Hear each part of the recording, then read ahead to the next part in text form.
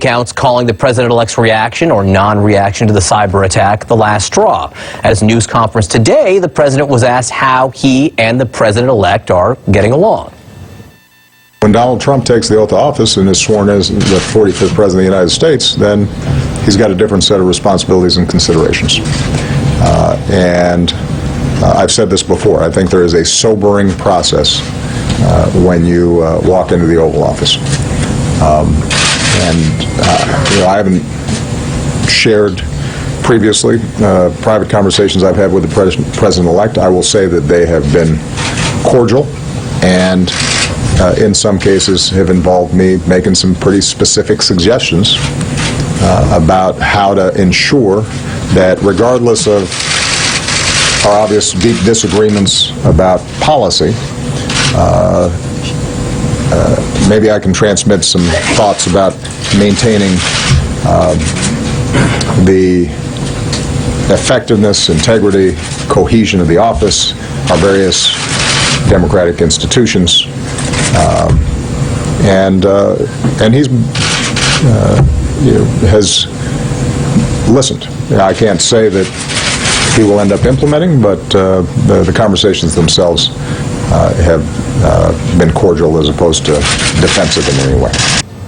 So that is the president's assessment, a fairly delicate one by the sound of it, of where things stand. More now on how we got here from CNN's Tom Foreman. For months, it was all bare-knuckled brawling. Barack Obama has been the worst president ever. I think the Republican nominee is unfit to serve as president. But look at them now. Ever since the election and their first meeting afterward, the sitting president have a really good chemistry together. We talk. He loves the country. He wants to do right by the country and for the country. I think ultimately he's pragmatic in that way, and that can serve him well as long as he's got good people around him and he has a clear sense of direction. How much are they speaking? It's not precisely clear. They've been talking regularly on a number of issues. They talked just yesterday. Neither the president-elect's team nor the White House will confirm which subjects have been brought up. In the same way that I protected the ability of President Obama to consult confidentially with other senior officials, including some former presidents, I'm not going to read out or confirm, every reported meeting or phone call or conversation. Certainly both men have vested interest in health care reform, immigration law, national security, and the economy. And the president-elect has vowed to dramatically change direction on many of those fronts. Do I have concerns? Absolutely. Of course I've got concerns. He and I differ on a whole bunch of issues. They disagree on many things. That's not going to change. But both hint in a broader sense they have found common ground in recognizing just how divided the country is and how hard uniting it may be. And I will always make myself available to him, just as previous presidents have made themselves available to me. That may not sound like much, but considering the ferocity of the campaign and the lingering bitterness, the tone between Mr. Trump and Mr. Obama appears remarkably good. And for those who are looking for a truce in the Washington wars, perhaps that's not a bad start. John? All right, Tom Foreman, thanks so much. Everyone was looking to see today if that truce was strained at all by these reports, these allegations or facts, depending on how you look at it, of Russian hacking. Back now with our panel, Maggie Haberman. I think in this year of remarkable events and milestones, I think one of the most remarkable, surprising things has been how cordial this transition has been between the president and president-elect, and how both have been doing backflips and all sorts of contortions to be somewhat affable and cordial to each other. We thought the president might crack today based on what some of his staffers and others are saying. He didn't. No, I think for a couple of reasons. You're seeing this. Number one, I don't know that it's in President Obama's interest to go guns a-blazing at the incoming president, no matter what he thinks of this. You have to go back to that meeting that they held in the Oval Office, that first one. It ended up being, I think it was 90 minutes or something like that. President-elect Trump has made very clear in conversations with people that he was sort of overwhelmed by what he learned, that the job was, as he put it, bigger than he had anticipated. It's a pretty big job, and most people running for it realize that ahead of time, but Trump has run a very different type of candidacy, and a lot of this was, I think, genuinely new to him.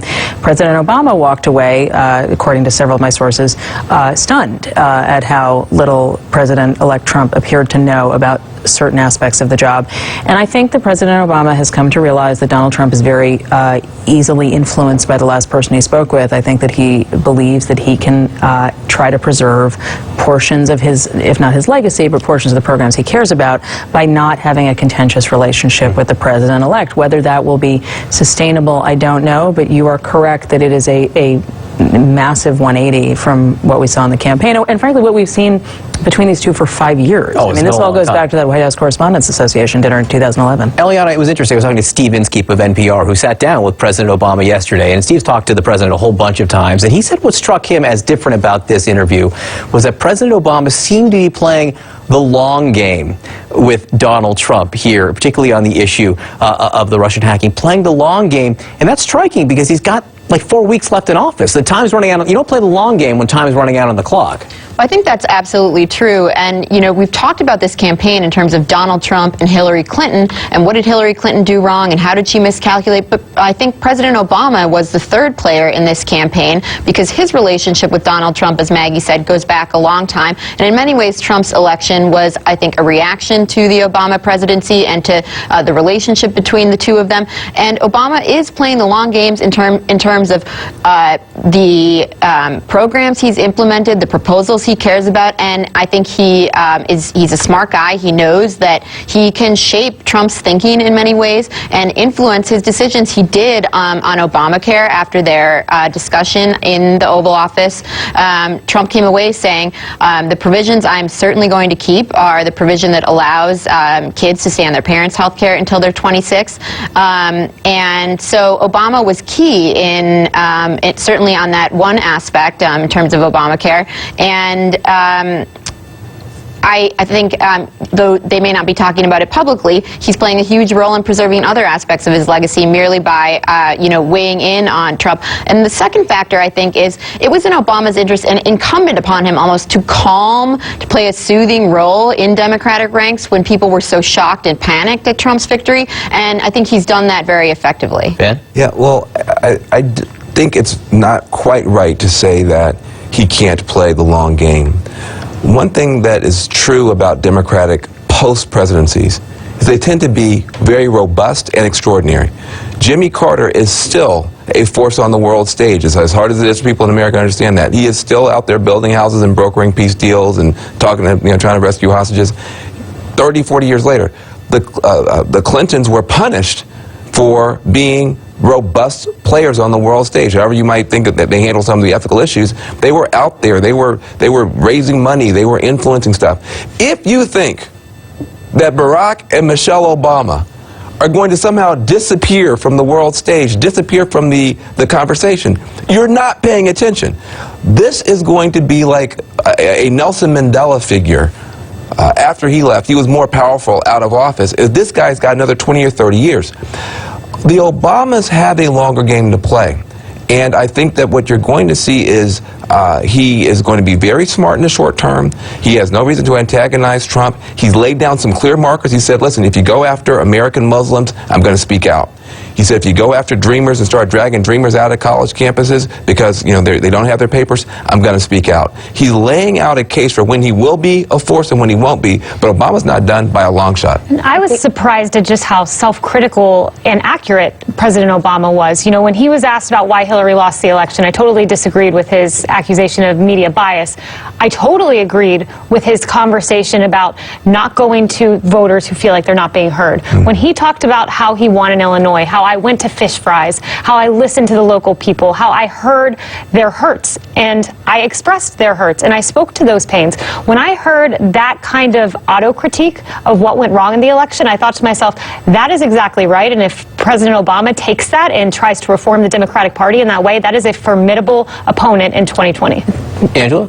I agree with Kayleigh. All right, we should wrap up. No, but I think, so you'll see, I think the president has always been good at self-critiquing. That's not a weakness for him. That's a little bit more of a critique of Hillary Clinton than it is about itself. In fact, it's the opposite self-critique, because he's saying, I actually did it, no, she should have. No, but either way, I think the point is he's never shied away from controversial positions. He's never shied away from I think the position of him sitting with Donald Trump in the Oval Office when Donald Trump won the election is one that many Democrats and many people who are not partisan at all had major issues with. I had major issues with it. This is someone who sat opposite of him. You talked to Eliana about their relationship. They didn't have a relationship. He said in that meeting that was the first time he ever met President Obama. But yet he had the right to criticize or to question his Harvard transcripts. He had the right to criticize whether or not he was born here. He never apologized for that. On the campaign, he stood in front of an audience of a press conference and said the president was born here, period. Never apologized for it, but took everybody on a tour of Trump Hotel. Quick button, Matt. Yeah, I mean, I don't, in terms of the long game that I think is really important to remember, that people, a lot of people that I'm talking to who are trying to figure out the Trump is his poll numbers. And I was thinking about something that Van was saying about, Obama being a voice out there. If there are controversial things, Obama will be able, he's very popular right now, to speak out, and that could impact Trump's poll numbers. That's a serious point. All right, guys, stick around. We do want to shift gears a little bit and talk about a protest erupting in North Carolina over an alleged power grab by Republican lawmakers essentially taking power away from the next governor of that state.